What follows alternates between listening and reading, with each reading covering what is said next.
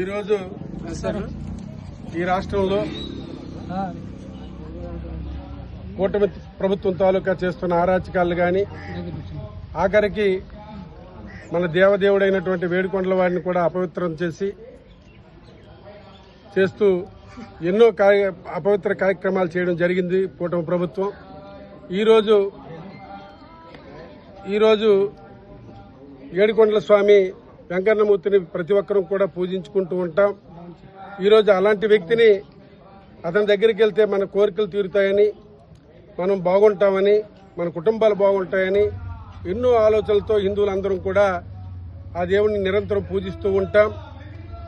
అలాంటి దేవుణ్ణి ఈరోజు అపవిత్రం చేసే విధంగా ఈ కూటమి ప్రభుత్వం ప్రయత్నిస్తూ ఉంది. ఈరోజు ఈ ఏడుకొండల వారిని ఎంత అపవిత్రం చేస్తున్నారంటే ఆఖరికి ఏడుకొండల స్వామి వెంకటేశ్వర స్వామి గుడికి సంబంధించిన chairman, Tirumala Tirupati chairman, TTD chairman కూడా ఈరోజు బీఆర్ నాయుడు చేసిన అరాచకాలు గాని అకృత్యాలు గాని ఎన్నో వెలుగులోకి వచ్చాయి. టీవీ నాయుడు బీఆర్ నాయుడే కాదు, వాళ్ళ అసిస్టెంట్ మూర్తి అకృత్యాలు కూడా అంతకుముందు మనం చూశాం.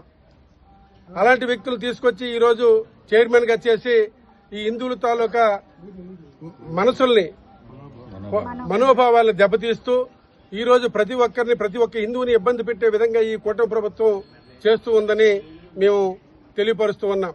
ఎందుకంటే ఇలాంటి మొత్తం మన రాష్ట్రమే కాదు దేశం గాని ప్రపంచం మొత్తం మీద ప్రతి ఒక్కరు కూడా ఏడుకొండల స్వామి అంటే అందరూ కూడా ఎంతో ఆరాధ్యదైవంగా పూజిస్తూ ఉంటాం. అలాంటి వ్యక్తిని కూడా, అలాంటి దేవుణ్ణి కూడా ఈరోజు అపవిత్రం చేసే విధంగా పరిపాలన సాగిస్తూ ఉన్నారు. ఆఖరికి బీఆర్ నాయుడు చేసిన కార్యక్రమాలన్నీ కూడా వెలుగులోకి వచ్చి అవి కూడా వాట్సాప్ల్లో, టీవీల్లో, పేపర్లో వచ్చినా ఇంతవరకు యాక్షన్ తీసుకునే పరిస్థితి లేదు.